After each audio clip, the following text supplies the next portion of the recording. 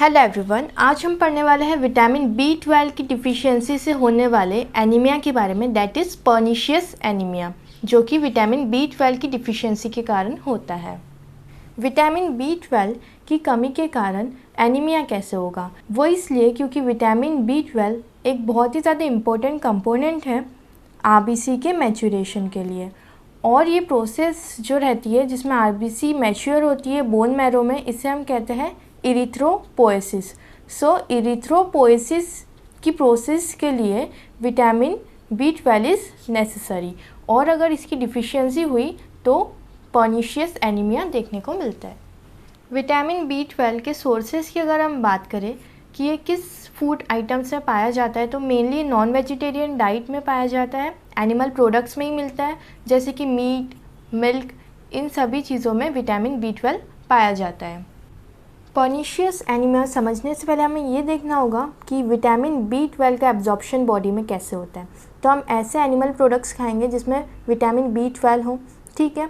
वो खाने के बाद हमारी पैराइटल सेल सिक्रीट करती है इंट्रिंसिक फैक्टर, जो कि रिस्पॉन्सिबल है किसके एब्जॉर्प्शन के लिए? विटामिन B12, दैट इज़ साइनेकोबैलामिन के एब्जॉर्प्शन के लिए नेसेसरी है। अब ये विटामिन B12 बाइंड करता है इंट्रिंसिक फैक्टर के साथ, कहाँ पर? डिओडिनम में। फिर वो नीचे जाता है इलियम में for absorption. So what happens in pernicious anaemia? Pernicious anaemia में जो पैराइटल सेल्स है जो कि सिक्रीट कर रही थी इंट्रिंसिक फैक्टर, उसी का डिस्ट्रक्शन हो जा रहा है।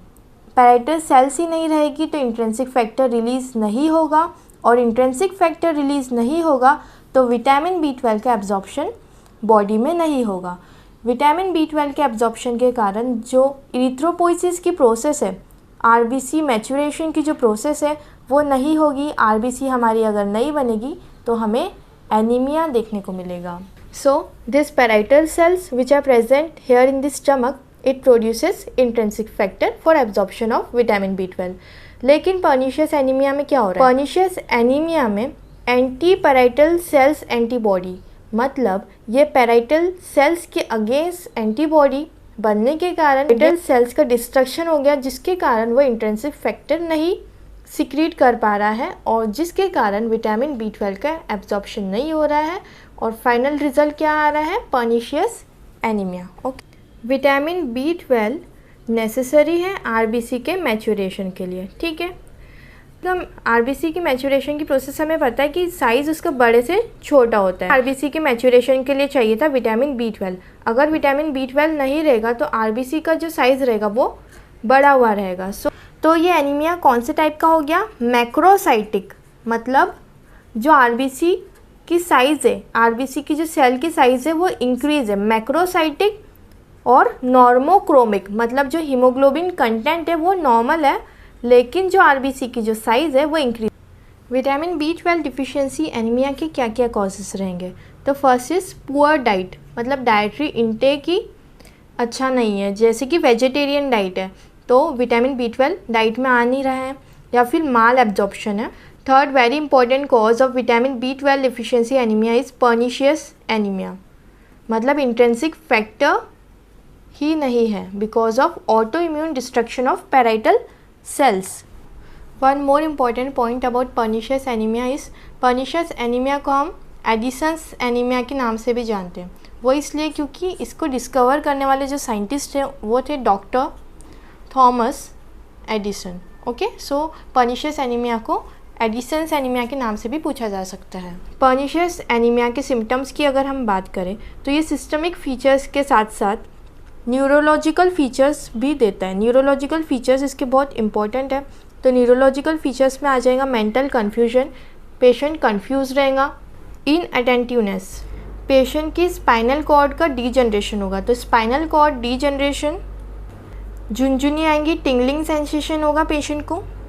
पैरेस्थेशिया मतलब एबनॉर्मल सेंसेशंस आएंगे, और पेशेंट के वाइब्रेशन के सेंसेस भी चले जाएंगे। So loss of vibration sensation, patient को भूलने की आदत हो जाएगी जिसे हम कहते हैं डिमेंशिया।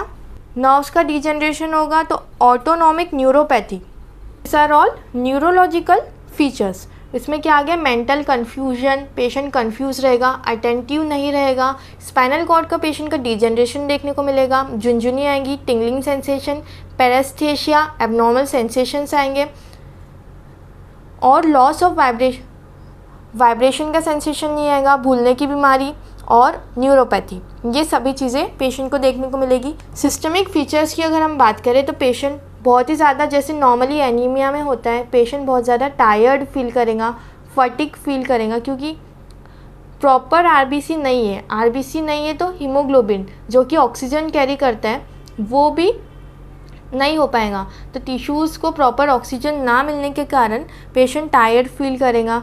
पेलोर जो कि बेसिक सिम्टम है एनीमिया का, और इसमें जो पेलोर मिलता है, जैसे नॉर्मली अगर हम बात करें हीमोग्लोबिन अगर है तो थोड़ा रेडिश हमारी स्किन दिखती है, लेकिन जो पेलोर रहेगा उसमें पूरी वाइट स्किन दिखेगी, एकदम पेल जो रहता है वैसी दिखती है। और जो पेलोर इसके अंदर मिलता है वो रहता है लेमन कलर, मतलब लेमन जैसे दिखता है वैसे कलर का पेलोर दिखता है विटामिन B12 की डिफिशियंसी में। टंग के जो पेपिलाज है वो लॉस्ट हो जाते हैं, जिसके कारण टंग एकदम स्मूथ हो जाती है, ओके, जिसे हम बीफी टंग भी बोलते हैं। बीफी मतलब बीफ की जैसी टंग रहती है, उसकी जैसी इसकी टंग हो जाती है, क्योंकि पेपिलाज जो रहते हैं वो एब्सेंट हो जाते हैं। ग्लोसाइटिस भी जनरल फीचर है एनीमिया का, जिसमें टंग स्वोलन हो जाती है, पेशेंट में कार्डियक मर्मर्स सुनाई देते हैं। लीवर का भी इन्लार्जमेंट हमें देखने को मिलता है विटामिन B12 की डिफिशियंसी में। ये हमारे सिस्टमिक फीचर्स रहे और ये हमारे न्यूरोलॉजिकल फीचर्स। इन्वेस्टिगेशन की हम बात करें, क्या इन्वेस्टिगेशन करवाएंगे, तो पर्निशियस एनीमिया में पैराइटल सेल्स के अगेंस्ट हमारी बॉडी एंटीबॉडी बना लेती है, इसलिए इन्वेस्टिगेशन में हमें क्या दिखेगा, gastric parietal cell antibody. Intrinsic factor के अगेंस्ट भी एंटीबॉडीज़ हमें मिलेगी।